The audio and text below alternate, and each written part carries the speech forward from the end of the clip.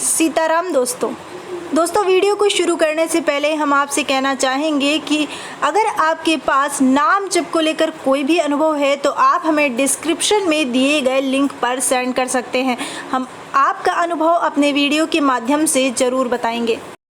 दोस्तों आज हमसे राम नाम रस के सदस्य रोनी जी ने एक सवाल किया। उन्होंने कहा कि नाम जप करने से क्या होता है। कई लोग कहते हैं कि नाम जप करने से हमें जो चाहते थे उस चीज़ की प्राप्ति नहीं होती, लेकिन इस सवाल में ही हमारा भगवान के प्रति अविश्वास प्रदर्शित होता है। परम पूज्य महाराज श्री हित प्रेमानंद बाबा कहते हैं कि नाम जप मनुष्य के पूर्व जन्म के बुरे कर्मों को काटता है। जब हमारे पूर्व जन्म के बुरे कर्म करते हैं तब हमारे जीवन में शुभता का प्रारंभ होता है।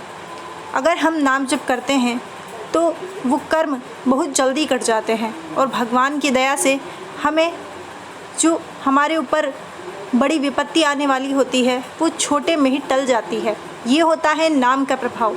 यदि कोई नाम जप नहीं करता है, भगवान को नहीं मानता है, तो भी उसे अपने पूर्व जन्म के बुरे कर्मों को तो भोगना ही पड़ता है, लेकिन फिर वो बुरे कर्म पूरा प्रारब्ध बनकर उसे बहुत दुख देते हैं। इसलिए नाम जप का सबसे बड़ा प्रभाव ये होता है कि वो मनुष्य के बुरे कर्मों को बड़ी आसानी से काट देता है, और जब मनुष्य के बुरे कर्म कट जाते हैं तो उसके जीवन में फिर जैसा वो चाहता है वैसा होने लगता है। कलयुग में एक नाम जप ही ऐसा है जो मनुष्य के बुरे प्रारब्ध को काट सकता है। एक बार एक राजा की सभा में एक पंडित जी पधारे। अब राजा ने पंडित जी से सवाल किया कि मैं आपसे अपने 3 प्रश्नों का जवाब चाहता हूँ। राजा ने कहा कि पहला ये कि ईश्वर दिखते कैसे हैं, दूसरा सवाल ये कि ईश्वर कहाँ तक देख सकते हैं, और तीसरा सवाल ये कि ईश्वर कर क्या सकते हैं। पंडित जी ने राजा से कहा कि आप मुझे इसके लिए 1 महीने की मोहलत दीजिए। राजा ने कहा ठीक है, 1 महीने बाद आप मुझे इन 3 सवालों का जवाब दीजिए, नहीं तो मैं आपको दंड दूंगा। अब पंडित जी इन सवालों की वजह से काफ़ी ज़्यादा परेशान होते हैं। धीरे धीरे समय निकलता है और अब 1 महीना होने वाला होता है।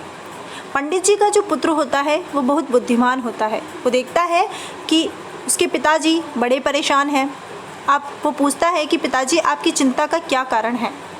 पंडित जी अपनी चिंता अपने पुत्र को बताते हैं। पुत्र कहता है कि बस इतनी सी बात, आप परेशान मत होइए, राज्यसभा में आपके इन 3 सवालों का जवाब आपकी जगह मैं दूंगा। अब 1 महीना पूरा होता है और अब पंडित जी अपने पुत्र को लेकर राज्यसभा में पहुंचते हैं। राजा पंडित जी से कहता है कि आप मेरे सवालों का उत्तर लेकर आए हैं। पंडित जी कहते हैं कि ये मेरा पुत्र है और ये बहुत बुद्धिमान है, और आपके सवालों का जवाब मैं नहीं, मेरा पुत्र देगा। अब राजा ने पंडित जी के पुत्र से कहा कि बताओ ईश्वर दिखते कैसे हैं। पंडित जी के पुत्र ने कहा कि महाराज आपकी सभा में अतिथि आए हैं, क्या आपके यहाँ पर अतिथियों का सत्कार नहीं होता। राजा को थोड़ी शर्म आ गई और राजा ने पंडित जी के पुत्र के लिए एक दूध का गिलास मंगवाया। अब जैसे ही पंडित जी के पुत्र के हाथ में दूध का गिलास आया तो वो उस गिलास में उंगली डालकर कुछ ढूंढ रहा था। तब राजा ने पूछा कि अरे क्या कर रहे हो। तब पंडित जी के पुत्र ने कहा कि मैं इसमें मक्खन ढूंढ रहा हूँ। राजा ने कहा कि मक्खन ऐसे थोड़ी मिलता है, उसके लिए पहले दही जमाना होता है, फिर उसे मथना होता है, फिर मक्खन निकलता है। पंडित जी के पुत्र ने कहा कि आपने सही कहा, और ठीक ऐसे ही भगवान के दर्शन इतनी आसानी से नहीं किए जा सकते।